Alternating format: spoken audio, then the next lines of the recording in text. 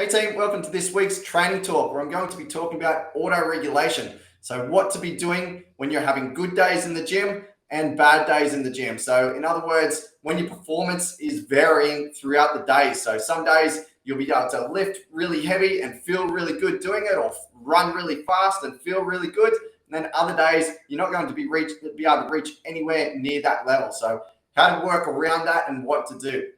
All right, guys, if you haven't already, make sure you subscribe to my YouTube channel and help me out grow this channel so that I can help as many people as possible. Okay, so there's so many factors that go into having a good day and a bad day.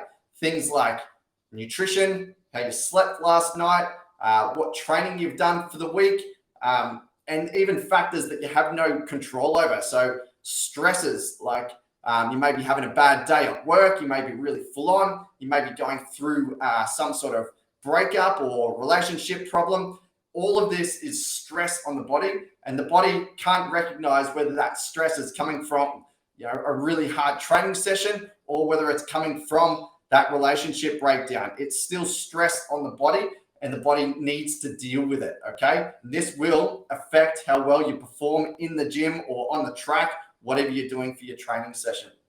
So you do need to try to figure out what helps you have a good day in the gym and avoid what makes you have a bad day. So you always do need to try to figure that out so that you can optimize your training so that majority of times you are having good days in the gym. If you're always having bad days, there's something wrong with either your training program or your lifestyle that you really need to get a hold of and fix up so that you can have more good days and start to progress with your training. Now, training is not going to be like your progression is like your results and everything like that is not going to be linear. It's not just going to continuously go upward every time you're in the gym, every day you're training, every week you redo a workout. You're not just going to keep shooting upwards. That would be awesome if we could do that. It's just not the way it works. It's more like a roller coaster. You'll have good days, good weeks, bad weeks. Just as long as you're on a trend upwards, that's what we're aiming for. If you're on a trend downwards, so you're constantly going down, that's what I was talking about before. You need to look at your training program, the way you're recovering, your lifestyle factors, all of them, so that you can try to figure out what's causing that and fix it up so that you can start trending upwards. Okay, so don't expect to be improving every day, every week that you're in the gym, and be all right with that. Some days will feel harder at lower intensities than other days. So when I'm talking about intensity in the weights room, we're talking about actual weight lifted. So what sort of weight you can lift for 5 reps. If we're on the track and we're running, what sort of pace you are running for a 20-minute run. That's the intensity that you're running at. So some days you might go into the gym and you may be lifting 80 kilos for 5 reps, and it feels like an effort of 8 or 9 out of 10, which is awesome. That's what you want to be aiming for. But then you may go in the week after and you go to lift that 80 kilos for the 5 reps, and all of a sudden you're either not making the reps or it's feeling like an absolute max effort. So on that day, you need to back it off so that you're hitting the right effort, but that 80 kilos may be knocked down to 70 kilos. And you need to be all right with that because your body is still working that hard, but there may be a whole lot of external stresses that's lowering your performance for the day. So you need to realize you're going off your performance for the day, not what you did last week, not what you did a month ago. You're going off that performance for the day. And today, an 8 or 9 out of 10 is 70 kilos. Even though it's less than last week, you're still going to be getting that stimulus out of it because you're still working at the correct effort level. It's just that the actual weight is down that little bit. And it's the same with your running. Like a moderate effort on one day at 4 minutes 30 per kilometer may feel like a max effort on another day. So you need to realize that today I'm not performing that well. I need to back it off so that I'm still at a moderate effort, even though it may not be as fast as what I was running last week.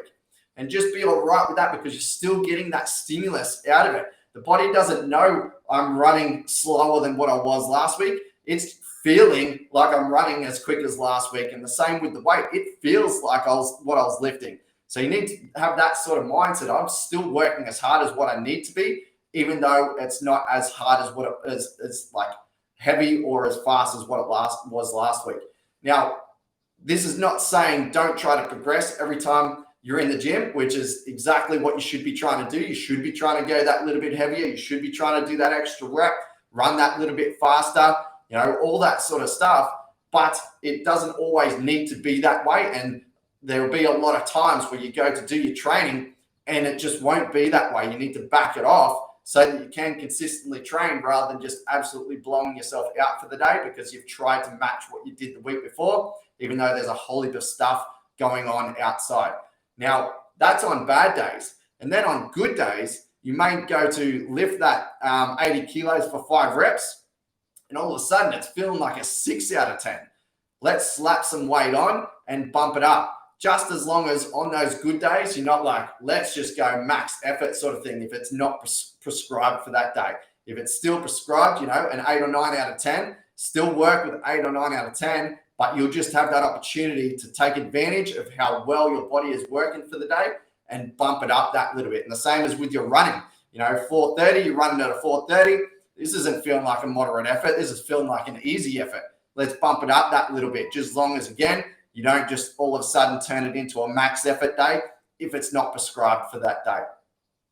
Righty, guys, so you need to work with how your body is feeling and how it is performing for the day. Yes, I'm a massive one for recording results and always trying to progress. That is a really good thing to do, but sometimes you just need to go with how your body is operating for the day just because of everything that's going on, school, work, relationships, how you've been eating, everything comes into play. And if you want to consistently progress with your training, you don't want to just be aiming for stupid numbers that really mean nothing, because if you're all of a sudden working a max effort today, now that's going to hurt your training tomorrow and it's going to accumulate and maybe create an injury down the track somewhere.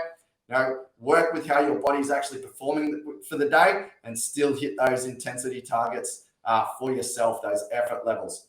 All right, guys, so that's it for today. Nice quick one about auto-regulation and what to do with good days and bad days and how to deal with them. Hopefully it helps you out.